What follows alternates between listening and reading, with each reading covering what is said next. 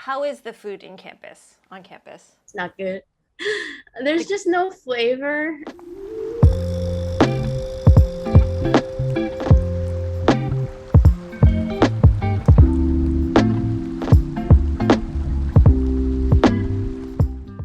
Okay, so today we are going to be talking to a college student, happens to be a nutrition major, luckily, because I've been receiving a lot of messages lately, actually, just from like younger, kind of like around college kids age, asking for different recipes to be veganized. So I thought that it would be nice to start a little series just on, people who are away from home, at school, maybe happen to be vegan or want to be trying plant-based eating, and then having them, send over some ideas to me, and I can help them veganize some of the dishes. So it is almost noon. I'm going to be at the computer talking to Sam in about a half an hour. So yeah, all right. Hope you all enjoy this. Oh my gosh, look at It that. worked. Okay. Hello, YouTube world. Hi, Sammy. How are you? That sounds so fake. You are made for YouTube. Like, look at that backdrop. Hey everyone, welcome back to her channel. Thank you.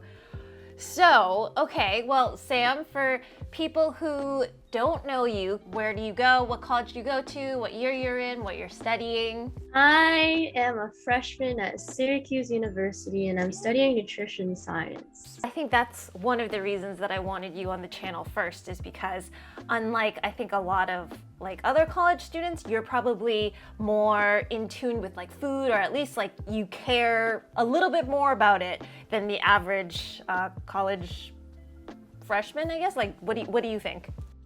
Well, my professor always said that you can walk the horse to the water, but you can't make the horse drink the water. And I think that's a good representation of how the nutrition students feel. Like they'll learn everything about it, but it doesn't mean they'll follow it. How is the food on campus? It's not good. There's just no flavor and it's generic. A lot of the food is like frozen food. What would be like a typical day for you? Well, if I have all three meals, breakfast would be waffles, hash browns, eggs, and maybe fruit. Okay. And then Typical lunch? lunch, pasta, more pasta, tacos, maybe.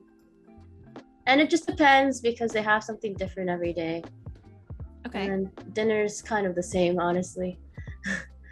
Have you all noticed, like, like the typical like freshman 15, somebody gains like 15 pounds during their first year? Is that what you think is going to happen? Like, that is the biggest lie. Almost everyone I've talked to has said like, oh yeah, I'm gonna have the reverse freshman 15.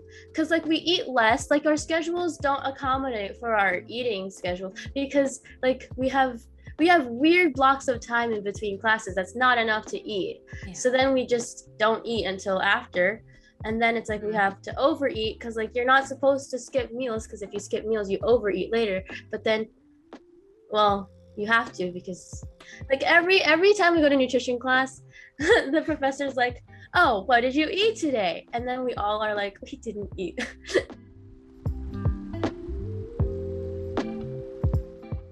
Like, for people that want to know, as a nutrition science major, what are some of the classes that you're taking that you have to take first semester? I take 3 sciences at the same time. Not recommended, but required. So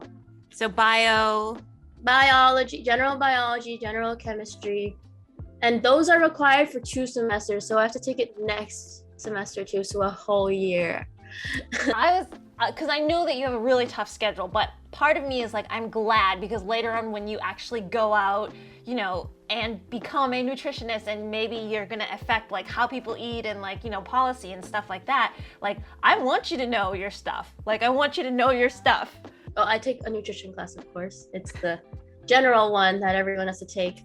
It's like, there's one class where everyone, like if you're interested in nutrition, you can take it. And then there's one class that's only the nutrition majors. So like they make sure that you're all in it together. Have you taken a look, like through your nutrition class syllabus? Do they actually mention plant-based? Like, do you know if they're going to be talking about like either like vegetarianism or like veganism during your first year anyway? There is a chapter on it. There's like bits and pieces of it, but they don't like have a whole thing on it. But there's also a vegetarian course that is an elective you can take. Even as like a nutrition major, I bet not a lot of schools, or I bet it is a very specific sector to like learn more about vegetarianism or like veganism. There are more required classes for the ones, the registered nutrition one. You can also take those classes as a nutrition science major. It's just electives and not required. Yeah, back to our original thing then. But we can't wait to have you like on the channel some more. Like obviously, yes, we're related. That's how I got my first interview with this college student here. But it would be really cool to see like as you go, like what you're learning. New stuff pop up in the vegan world all the time. There's always like new vegan food. There's like new vegan news. So it'd be really cool to ask a soon-to-be nutritionist, which is quite cool.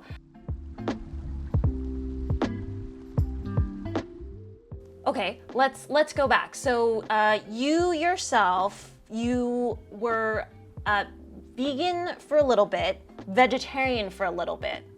So how long ago was that, and how did you find like eating at home? Was it like very difficult? Like were your parents mad at you? I know you mentioned a little bit about that. My parents didn't want me to be vegan. Was there like a particular reason though? Like some people go vegan or vegetarian for like the environment. Sometimes it's like health. Mostly animals and environment. The more I was reading up on it, I was like, oh gosh. So yeah, like now I'm vegetarian now, but I still don't drink dairy milk because of the cows. Like that's. Did you find it, like, why did you switch over from vegan to vegetarian? Was it like really hard to keep up with that? Well, honestly, it was because I missed my eggs and dairy. Okay. Okay, got it. But also, like, I thought it would be very hard to stay vegan on a college campus. Usually the issue going vegan isn't really the meat. It's usually like, oh, like I want. It's like vegan is always harder than vegetarian because like if you ever order something, you can always say no meat, but then you can't be like no eggs or no dairy if it's in it.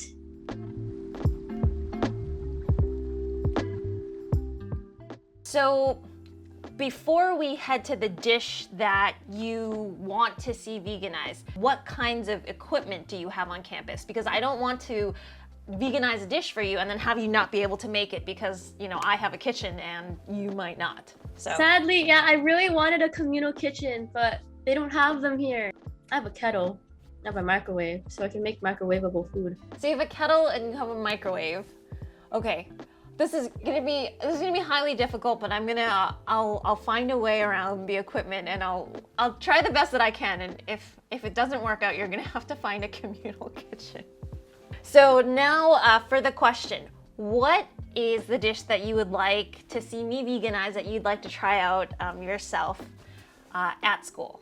It is so hard because I want everything veganized.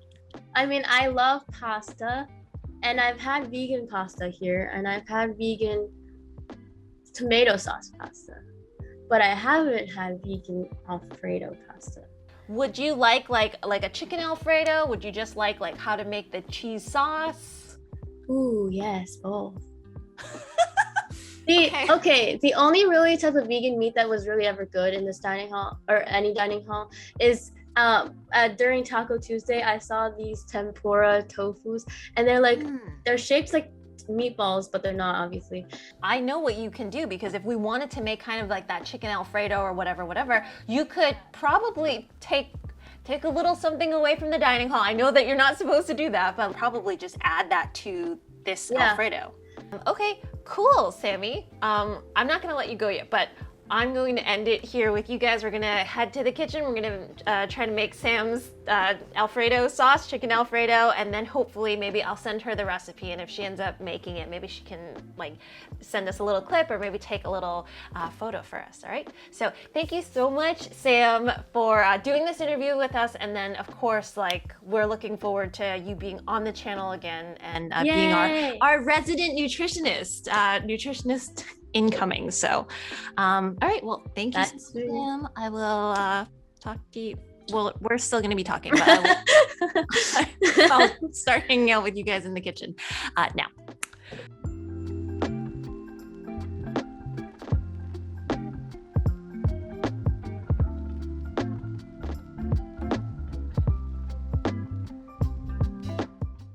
Okay, so with Sam's Alfredo sauce, I'm gonna keep in mind the equipment that she does have in her dorm room and the ones that she doesn't. And one of the ones that she doesn't have is a blender.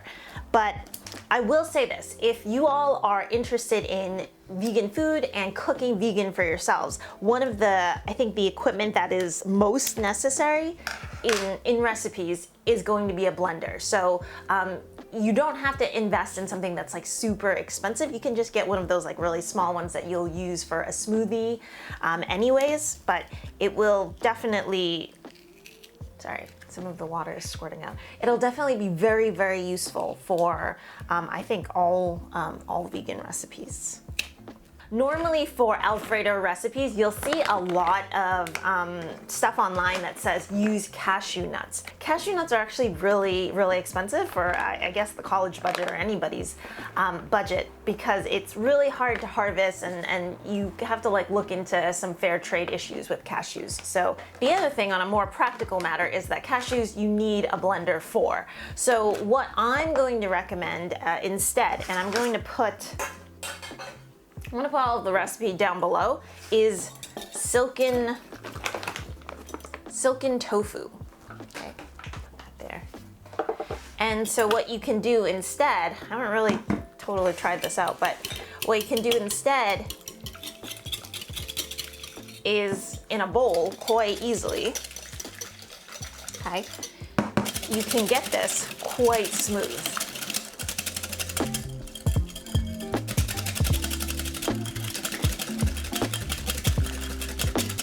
This actually worked really well. You need like a whisk, maybe you can do it with a fork, okay? So we have this really smooth, like creamy sauce already, and even if you're somebody that doesn't like tofu, all of the flavors that we're gonna put in is going to cover everything up. So the first ingredient the first two ingredients I'm gonna add is, this is something I've measured out and it's hardened up. This is garlic powder, and then this is onion powder. Normally, recipes like this, they'll use fresh garlic, they'll use fresh onions. So anybody new to the vegan world, garlic powder and onion powder is going to, again, save your life. It's going to make things more savory. These are going to be shelf stable. You can keep it inside your dorm room if you're making like chips or like fries and you happen to have an air fryer. Any recipe that asks for garlic or onion, you can substitute for garlic powder, onion powder. So it's really nice that way. We have a little bit of salt, but I won't do that until the end. Next is going to be, I'm just gonna grab this out, your nutritional yeast. So nutritional yeast, for those of you that don't know, it is different from baking yeast, but it is a type of deactivated yeast, and you can just eat it and you know, pour it over pasta or something, and it tastes very much like Parmesan cheese. It's like unsalted Parmesan cheese, and it's in any vegan cheese recipe you will see the use of nutritional yeast. So get yourself this. It's shelf stable. It's all dry. It's super good, like on chips, on just anything that you want, like to add a little bit of cheesy flavor to. So just mixing that in, and then you want to add just a little bit of black pepper. Okay. Finally, I save this for last, is our salt. So they always tell you, like, you can always add more salt, but you can't really take it away. Like once it's super salty, it's, you know, you can't totally fix it. So taste your food. This is so good. I actually don't think it needs much more, but because we're pouring it over pasta, I'm just gonna do a little bit more. And then this is when you can really adjust. So Not the last ingredient. This looks like a lime. It's supposed to be a lemon. Acid. What the acid does to a cream sauce like this is it turns the cream literally into cheese. Like, you know, cheese is a little bit tangy. So I like my cream sauces to be quite tangy because I think it tastes more like cheese that way. But this is something that you can do to taste. Again, I'll have the recipe down below, but this, there you go. It's like a couple minutes. I am going to make the pasta now and then finish up the dish for you guys.